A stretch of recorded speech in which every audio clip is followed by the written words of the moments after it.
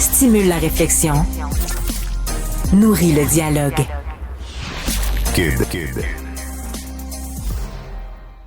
Bonjour Richard. Salut Marie. Écoute, je veux te parler de Simon Bucci-Wheaton. J'espère que je prononce bien son nom. C'est ce gars, il y a eu plusieurs textes sur lui, il a accordé beaucoup d'entrevues. Il s'est ramassé à un moment donné propulsé professeur à l'âge de 35 ans, alors qu'il n'y avait pas vraiment d'expérience. D'ailleurs, on pourrait s'en parler, comment ça se fait qu'on nomme prof n'importe qui n'a pas d'expérience. Mais bon, ferme la parenthèse. Alors lui, il a été prof pendant 4 ans. Il a écrit, il tenait un journal, il a écrit puis il a publié son journal, OK, comme prof. Et il a accordé une entrevue, entre autres à TVA Nouvelles. Et il disait ce qui l'avait frappé le plus dans son expérience de prof, c'est l'indiscipline des enfants et le manque de respect envers les professeurs. Tu es un enseignant au primaire ou au secondaire? Enseignant, je crois, au primaire, okay. Je crois. Et donc, il y a une dame d'origine iranienne qui vit au Québec, qui a posté l'entrevue sur Facebook de Simon Bucci-Wheaton. Et voici ce qu'elle écrit. Moi, je suis une maman d'origine iranienne. Je suis héritière d'une culture où on respecte énormément les enseignants, les mentors, etc. Et dans ma culture d'origine, on discipline nos enfants à la maison. On leur apprend à respecter les professeurs. Et là, je fais un lien avec la fameuse chronique de Jean-François Lisée où il y a des jeunes de minorités qui ne respectent pas les Québécois qui dénigrent la culture québécoise. Est-ce que ça se peut? Je pose la question. Est-ce que ça se peut que ce sont des gens qui viennent de cultures où on respecte énormément l'autorité? Les Haïtiens, par exemple. L'autorité des parents pour les Haïtiens, surtout du père, c'est très important. Chez les Asiatiques aussi, là, les parents sont très exigeants puis exigent des bonnes notes. Puis les Asiatiques ont un respect aussi. Bon, ça se peut-tu que ces gens-là ont de la difficulté à s'identifier au Québec parce qu'ils nous trouvent mollassons, qu'ils trouvent qu'on manque de respect envers les gens qui sont en position d'autorité, qu'on ne fait pas preuve d'autorité. Ils arrivent ici, eux autres, dans leur culture d'origine, je veux dire, c'est l'enseignant qui est roi et l'enfant qui est l'élève, là. Et il arrive ici, puis on dirait que c'est l'élève qui est roi et l'enseignant doit se mettre à genoux devant l'élève. Et ça, ben t'attires pas les gens, là. Ils nous regardent et ils nous trouvent mollassons en tabarnouche, là. Oh, c'est une vaste question, ça, Richard. Mais c'est sûr que l'approche est probablement différente dans les écoles où il y a une approche de... Tu sais, regarde les noms de famille là, qui sont tombés. Là. Maintenant, c'est Madame Anne. Monsieur. Il y a comme un semi-retour quand même de tu sais, ça avait peut-être disparu complètement aussi.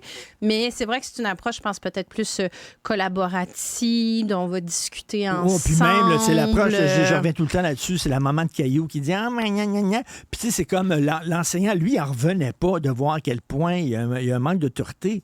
Puis dans ces cultures-là, que ce soit culture haïtienne, asiatique, même culture Moyen-Orient, tout ça, là, il y a une autorité parentale que tu respectes. Là. Il arrive ici, regarde, tu vois dans les...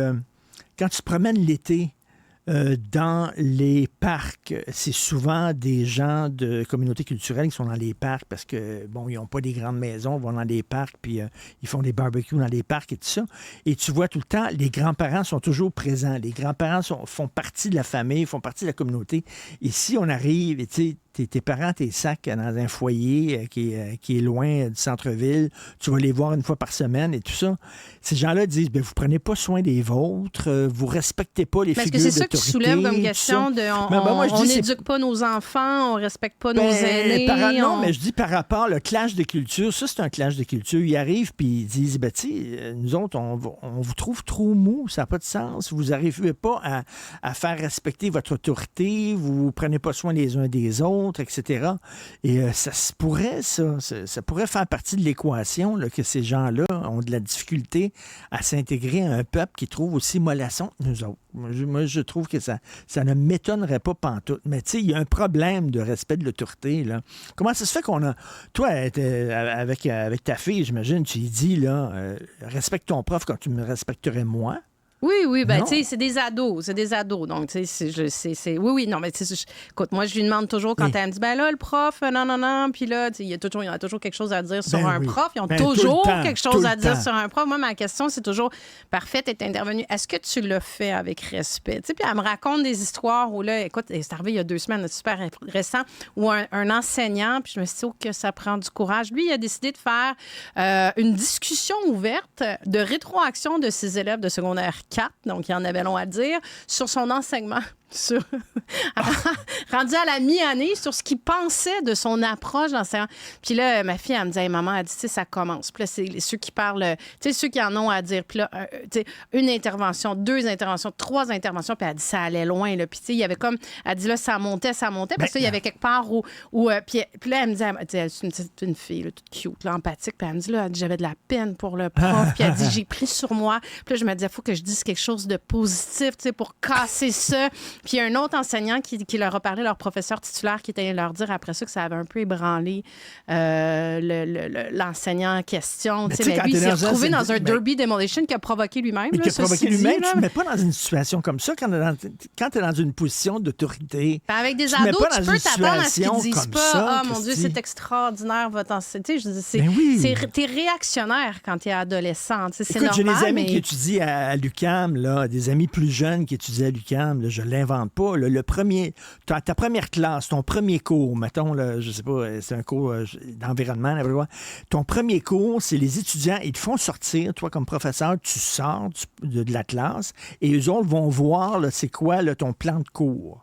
Puis eux autres, après ça, là, ils vont corriger ton plan de cours. OK? Ce sont tes étudiants. Là. Oui. Ils vont corriger ton plan de cours. Et là, tu reviens, puis ils vont te dire, ta liste de lecture, tel livre, on n'accepte pas ça. Ça se fait en collaboration, Richard. C'est comme ça que ça fonctionne maintenant. Évidemment que tu arrives d'un autre pays où soudainement, là, écoute, le professeur dit, c'est comme ça que ça fonctionne, c'est comme ça que ça marche. Puis tu arrives, puis tu vois que ici, c'est de même que ça marche. Tu dis, j'ai-tu le goût, moi, de m'associer à cette culture-là? Oui, mais tu sais, en même temps, tu as plein de gens qui disent au contraire, tu sais, quand tu arrives de la France, par exemple, qui est très hiérarchisé dans un milieu de travail, ben là, tu arrives au Québec, tu dis, bon, c'est une approche complètement différente. C'est rafraîchissant, c'est agréable. Tu sais, c'est pas tout négatif, je pense, mais peut-être que, tu sais, ils font beaucoup la méthode pacifique au primaire, là, le respect, l'écoute active. La bienveillance. Oui, puis bien communiquer. J'ai fait un message clair. Donc, si j'ai fait un message clair, tu l'as reçu, mais peut-être que, je sais pas si le petit bout respect de l'enseignant. Mais respect de l'enseignant, puis respect de son expertise. Ouais. L'enseignant en sait plus que toi.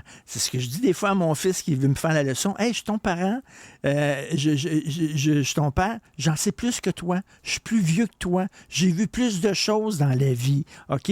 C'est pas toi qui vas me faire la leçon sur telle et telle affaire. C'est moi qui vais faire la leçon sur telle et telle affaire. Je termine en disant, Richard, que peut-être que les parents ont aussi une responsabilité là-dedans. Ça dépend comment tu valorises l'enseignant de ton élève, de ton enfant, quand il te revient en disant, exactement ce que Simon bon. Boucher-Wheaton, c'est exactement ce qu'il dit aussi. Ça commence à la maison. Ça commence à la maison. Si tu dis, tu as bien raison dans tes propos, mon enfant, ou si tu dis, tu sais, ton professeur, je pense qu'il sait ce qu'il fait, tu devrais exactement. gagner à l'écouter. Exactement. Merci, Richard. Merci, Marie. Salut.